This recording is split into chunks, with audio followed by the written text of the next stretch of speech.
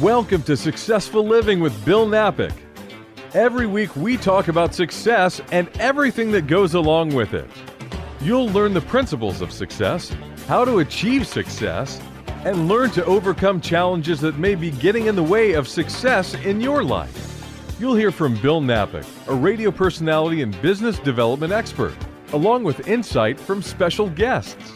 If you're ready to find your path to success or take the success you're enjoying to the next level, stay tuned. Successful Living with Bill Knapik is on right now. And welcome to the show, Successful Living with Bill Knapik. I am Bill Knapik, and today's Successful Living with Tim Pollard. He is the CEO of a company called Oratium. You can go to oratium.com. He is the author of a book called The Compelling Communicator, and that is mastering the art and science of exceptional presentation design.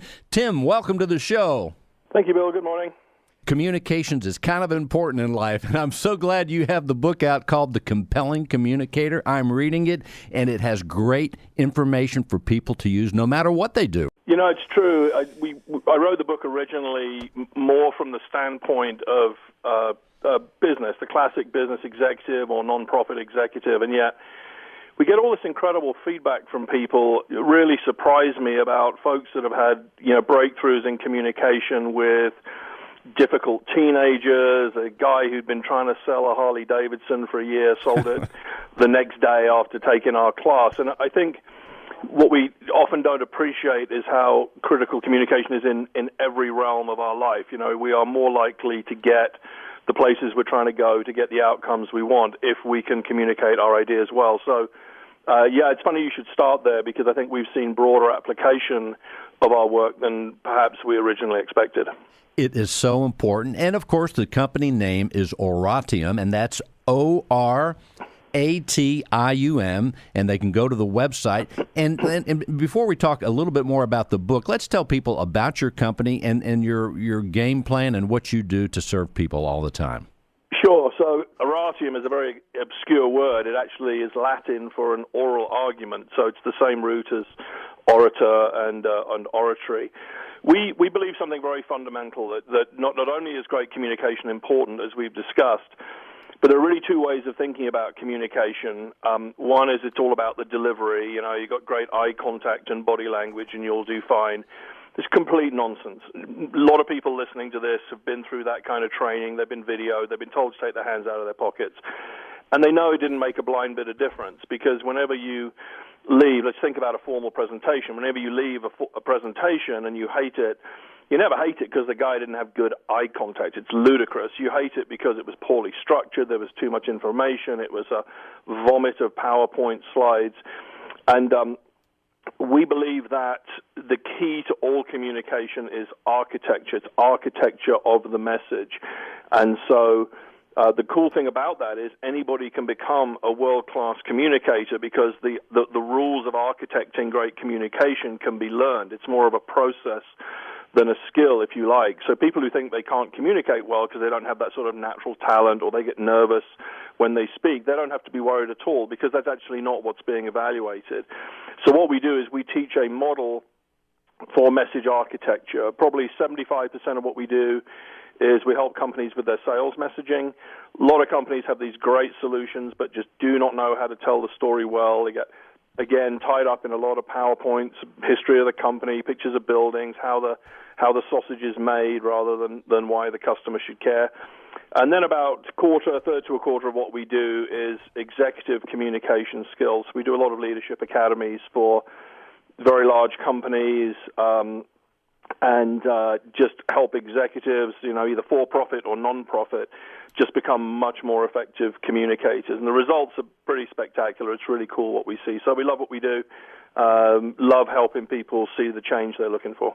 And in your book, you give some case studies or some examples of presentations where the person walked out and they were all excited. And then when they said, well, what was that about? They didn't really know. They just knew they were excited. And then you have an example of where the idea architecture was there. And it really is so important. Yeah. And the other thing I want to tell you is that as I've been reading the book, and I've been at quite a few meetings since then, I don't look at PowerPoint slides the same way. I'm thinking maybe they need to get that Compelling Communicator book by Tim Pollard. Well, feel free to recommend it. No, there's something we hear quite a lot. I mean, a lot of what we do is these one-day workshops, but people will say to us, you cannot unsee this class. You cannot unsee the book, I guess. You know, you learn the right way of communicating, and we'll probably get to this, but the key to all communication is that it has to align with the way the brain likes to consume information. So we'll come back to that, I'm sure. And as we unpack in the book, how does the brain want to consume information, and therefore how should communication be built to align with that, you kind of can't unsee that. So you go to a meeting and some person is plowing through hundreds of slides with loads of bullets on, and you look at it and go, this is just totally ineffective. None of this information is sticking. And I want to stress, the problem is not PowerPoint. PowerPoint will make you do stupid things because it encourages you to do things that are completely wrong. But the problem isn't PowerPoint. PowerPoint's essentially a morally neutral tool. The problem is we don't know how to think about structuring communication, so we follow PowerPoint defaults, because that's what's been modeled for us. You know, lots of slides and lots of bullets on slides, and we read them, you know, an hour of, slide narration, and it doesn't work. The fundamental problem isn't the tool. You can communicate well with PowerPoint. I personally don't use it, and I never would. The real issue is that we don't understand what communication has to be and do and look like to penetrate the brain deeply. We are talking with Tim Pollard. He is the author of a book called The Compelling Communicator. Tim, you said something very important. We don't often think of how the brain consumes information. Give us a word or two about that. That is so important. It really is. It's the foundation of everything that we do. The human brain is an amazing thing, but it's not agnostic in regards to how it deals with information. It's not like all information comes to the brain and the brain can deal with it equally well. Some information does very badly with, some information does very well with. You know, you can't remember a phone number, but you can recollect a complex image because the brain stores images infinitely more effectively than it does store numbers, for example. I'll give you a great example of this. You referenced it actually earlier. There was a conference I was at. It's a great story, actually. There was a conference I was at, and I'd spoken in the afternoon. It was a company's leadership conference, about 3,000 people. And I was told, I was ready to leave, and they said, look, you should stick around because the CEO is going to do the closing keynote, and this guy is just a deity in communication. He's amazing, and we know you love this stuff. So I stuck around, and it was amazing. Bill, he comes out. You know, he's got 30-minute time slot. He speaks for 29 minutes, 58 seconds. Perfect. Never fumbles for a word. Completely fluent. He's on the whole time. He's got this hands-free mic. He's got the eye contact of a peregrine falcon and the body language of Kenneth Branagh. I mean, this guy is nailing everything that we've been told is right from a communication standpoint. It finishes, there's this crazy ovation, people are crying, they're throwing underwear. It's like, well, not quite, but almost. There's this total love fest. But one thing I noticed was his topic. He didn't have a whole bunch of slides, which is good for him. He had one slide, and his topic was the 10 things we've got to get right this year. It was just a list of the 10 things on the slide. That slide stayed up the whole time. But what I noticed was there was no narrative, there was no storyline within the 10 things. It was 10 independent items, independent content objects, right? Now, I'm going to come back to this in a second. I want to detour for 30 seconds. Have you ever been to a party or just some setting, been introduced to somebody, and like, oh, hi, Bill, this is Phil, this is Bill, something like that. You've just been introduced to somebody, and then you walk away, and immediately you've forgotten their name, right? All the time. And it happens all the time. By the way, if you want to know how to fix that, it's in the book. You'll never forget a name again. Well, the reason is the brain does very badly with information for which it has no context. And the problem with just being introduced to somebody like that, with just the name comes out of the blue, this is Sophie, this is Phil, the brain has no context for it. You're not being lazy when you forget it. You can't remember it. The brain doesn't work that way. It's like, the brain's like Velcro. It's hooks and loops. If the new information is a hook and it can find a loop in the brain, it'll stick. So the brain needs context to store information. That's just 101 rule of learning. So now go back to my guy. He's got these 10 ideas up there. All of the ideas independently are very good, very powerful, beautifully articulated, but there's no storyline here, so it's just Phil. So anyway, it ends. And just as you mentioned, I grabbed a guy as it was ending. The MC shut the conference down. Everyone leaves. I just grabbed somebody at random, and I said, "Hey, it was great, wasn't it?" He goes, "Oh, it was amazing. It was amazing." He's, wiping the tears from his eyes. And I said, "I got to ask you, how many of the 10 things do you remember?" And it was 2. Now, we're talking about probably less than 3. It's a true story. Probably less than 3 minutes from him closing, the CEO, and he's talking about the 10 things we got to get right this year. I mean, you would think this would be 100% recollection stickiness. Absolutely awful. 20% recollection within 2 minutes. Why? Because he violated one of the most foundational rules of the brain, which is you must have context for information or it won't stick. It's why, when you read a book, it makes total sense, right? Chapter 6 makes sense because Chapter 5 created the context for it. But if you read the book out of sequence, it wouldn't make any sense, and you wouldn't remember any of it. And this is a very poignant example because this guy was getting everything right by traditional thinking, but one brain violation was sufficient to completely destroy everything he'd done. So what we do is we lay out in the book the 6 major rules of communication that aligns with the brain. What the violation is, how it shows up, what causes it has, like that was a good example, that one was a good example, and then how to fix it. The way you fix that one is you have to build a narrative flow. You have to storyboard an argument so each piece creates context for the piece that follows. And the tragedy actually is, it was a great story trying to get out there because his 10 points roughly mapped to the journey of the customer, but he didn't know that. He didn't even know he needed to do it. And by the way, what's funny about that story is, he got wild acclaim. He thinks he's an incredible communicator, and everyone else does as well. And the reason he does is that audiences evaluate speakers on how entertained they felt, not on what they learned. So, in fact, the common culture of what he's doing and the reinforcement he's getting, the love he's getting, is reinforcing ineffectiveness. And the whole point of the book is about this, that the rules we think are right are wrong, almost all of them. We have to have a new set of rules that are to do with how the brain works. So, short question, long answer. He was more of a performer than a teacher. That's well put. Yeah. And, can you be a good performer and a good teacher? Absolutely. But great delivery will never, ever compensate for deficient design. And that's the biggest problem which he had there. So how important, Tim, is telling the story or telling a story as far as getting our message across so it does stick? That's a great question. There's 2 ways I could answer that. So I've already covered one aspect of that, which is any communication, any presentation of any kind should have a logical narrative flow. It can't just be topic-driven. So next slide, please. Recipe for disaster. Now, more narrowly defined, you're asking also another interesting question, is how important is telling stories or storytelling within a presentation? That's very important because one of the other 6 rules of true stickiness, brain stickiness, is you want to light up the right brain of the audience. See, the right brain is when information, I'm oversimplifying, but when information is processed in the left brain, which is like facts, data, numbers, it tends to be forgotten. When it's processed in the right brain, 2 things are known about that. One is that information is a lot stickier, and the other one is that it's much closer to the decision-making centers of the brain that are in the right brain.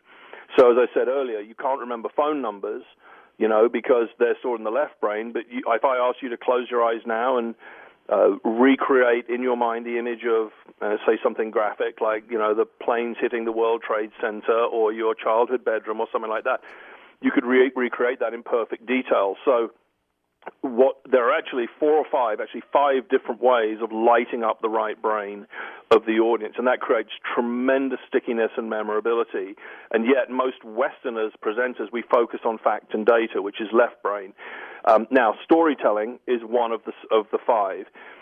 If I tell you a story, it's really interesting. If I were to tell you a story now and say, imagine we're walking through the woods and you hear the wind blowing, in the trees, and you look up and you see the leaves rustling and you smell, the forest after the rain. What's really interesting is if I put you in an MRI machine, as I'm telling you the story, those areas of your brain would light up. So your olfactory center of your brain, which is smell, would light up as I described the smell of the forest. Your auditory cortex would light up as I described the sound of the wind in the trees. In fact, as I told you that story, is it not true that you visualized the forest? You can't not do that. So what happens is interesting is when you tell somebody a story, the brain, without even being asked, infallibly converts it into a movie. So as I was talking to you, you were actually picturing the forest.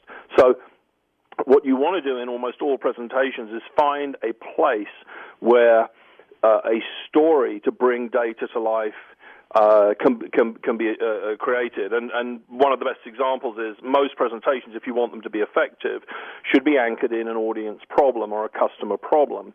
Well, I could talk to you, I'll give you an example, I could talk to you about the data of what happens when you get lighting wrong in a hospital, or I could describe a patient room, and the nurse walks in and she's kind of grouchy because it's a dark environment. She can't read the patient notes very well, and the patient's a little bit upset because old lady's trying to do a crossword puzzle and she can't read it. Now, there's data on patient satisfaction and lighting. There's data on nursing productivity and lighting. There's nothing wrong with that data. But that story, again, you visualize the room, you visualize the grumpy nurse, you visualize the sad patient. That sticks in the mind in a much more effective way than the data alone. Now, I don't want to get too deep into this, but in fact, it isn't either or. You want to do both. You want to tell the story, pepper the data into the story. Now you've got something incredibly powerful. That's actually the beginning of a sales pitch for a hospital lighting solution. And this is all described in the book, by the way. And that solution over doubled its sales conversion rate when we changed the pitch from the old pitch to the new pitch. And that's just because the message got that much stickier and that much more compelling. I would think, too, we are wired from birth to want to hear stories. We lean forward as children when someone starts to tell us a story, we lean forward. I just think we are wired for that. I do want to ask you something as the clock is ticking, a little bit out of context, but I remember the first time you and I spoke on the radio. There's many things in the book that help people, but one of the things you mentioned about stickiness was the antithetical nature of certain quotes that we hear or certain phrases we hear. To be or not to be, antithetical. Ask not what your country can do for you. Yes. And, of course, if it doesn't fit, you must acquit. Give us a word on that, Tim, please. It's really interesting. I mean, this is kind of the deeper end of the pool, but the brain loves contrast. Antithetical ideas. The brain chews on them.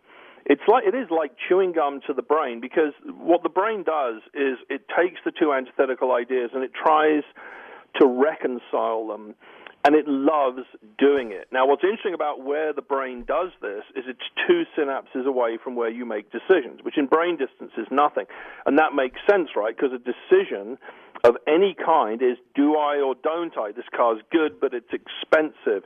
It's costly to repair, but it's going to last forever. It's this exercise in contrast. So what you find, and this is a bit geeky, but it's fun, you find that antithetical ideas are shockingly sticky. So you look at what ideas have stuck, you'll find strikingly that how strikingly often it is that they're antithetical. Now, let's look at a couple of places. I'm sure most people would rather set their hair on fire than read Shakespeare these days, but every speech from Shakespeare that's stuck in the popular culture is antithetical. So, friends, Romans, countrymen, lend me your ears. I come to bury Caesar, not to praise him. There's an antithesis. The next line, the evil that men do lives after them, but the good is often buried with their bones. It's antithesis. And now is the winter of our discontent made glorious summer by the son of York. It's amazing. And by the way, this will freak you out, almost all proverbs are antitheses. Did you know that? I did not. A bird in the hand is worth two in the bush. and if you go back and look at Shakespeare, and you cited a bunch of popular quotes, my favorite, if you can dodge a wrench, you can dodge a ball. Everyone knows that one. Get busy living or get busy dying. So, again, what we teach in our class and in the book is how to use antithesis to your advantage. And it's a beautiful question, actually, because I can close the loop here. I said earlier that most communication, if it's going to be really strong, should be anchored in an audience problem. Well, aren't you also in that presentation almost always presenting a solution? Exactly. Problem, solution. There is your antithesis. So if you're going to say to me, well, Tim, where would I find antithesis in my presentation, especially in a sales pitch? The antithesis is the contrast between the world as it is and the world as it could be with your solution. Perfect example of this, if you want to visualize it, how many of you listening now can visualize an ad for something like Bowflex or P90X or any diet and exercise program? What do? So my name's Tim. There's fat, schlubby Tim on the left, and then there's lean, ripped Tim on the right. And they know that these ads are very effective, and one of the reasons these ads are so effective is they trigger this antithetical contrast. So I look at it, and I'm like, I don't want to be that fat guy. I want to be this thin guy. I don't care what it is. I want to buy 3 of them. And that's now, coupled with the fact that it's a bottle of wine and you're doing infomercials late at night, that might have something to do with it. But antithesis is a really interesting tool that communicators can use. This is your world as it is now. As your world is now, you do not communicate as well as you'd like. If you apply these rules of brain science, you will be a stunningly effective communicator and get what you want more often. And I'm presenting you now with these 2 contrasting ideas. I don't want that. I do want this. So again, that is one of the 6, also kind of one of the 6 ways of lighting up the right brain. So storytelling was one, and that is one of the others. Tim, with the last 2 minutes or so, what else would you like people to know? We're talking with Tim Pollard, the author of The Compelling Communicator. Get that book. He is with Oratium.com. Tim, what else should people know? I think the highest level idea here is we all understand how important communication is. I mean, we implicitly understand it. We all recognize that Churchill, unbelievable communicator. Lincoln, Gettysburg Address was 2 minutes. The guy before Lincoln spoke for 2.5 hours, Edward Everett. No one even remembers he existed. Steve Jobs and others. We get how important it is. But most people don't think they can communicate very well. And so they sort of feel like they're a prisoner of their sort of natural talent or gifting. If there's one thing I want you to take away from this, what is my big idea? That is not true. You can be as effective a communicator as you want to be because the rules of communication aren't, or the key things you've got to get right in communication are not this sparkling eye contact and body language. Go back to my CEO who had all of that and failed. The key to being an effective communicator in any setting, whether it's talking to your kids, to your boss, to donors, to the bank, whoever it is to understand the way the brain consumes information and to architect messaging based on those rules. And when you do that, really cool things are possible. And we've seen hundreds, literally, of people who would have said, yeah, I'd love to be a great communicator, but I can't be that, be completely transformed because these are tools and processes which can be learned and applied. And that is wildly cool news. That is the most fun thing about all of this, I think. And Tim, how can people reach out to you? Well, if anyone wants to email me, it's always fun. I'm just tim@oratium.com. I have a different email that's in the book if you get the book, and obviously the book gives access to who we are, and the company is obviously at oratium.com. You can read a little bit about services and things there, and the book obviously is available on Amazon. And the book is The Compelling Communicator. We are talking with Tim Pollard, and of course you have services. You're helping companies all the time, coaching, Oratium.com. Tim, thank you so much for being on the show. It's a pleasure to talk with you, and my brain is triggering in all sorts of directions now. Well, Bill, thank you. It's always lovely talking to you. These are great questions, and I hope that was helpful. Thank you so much, ladies and gentlemen. Thank you for listening to Successful Living with Bill Knapik and Tim Pollard, the author of The Compelling Communicator. Go to his website, Oratium.com, and check out his book. And until next week, thank you so much for listening. We'll see you next week, and thank you, Tim Pollard. Thank you, Bill. How many times must I tell you, baby? How many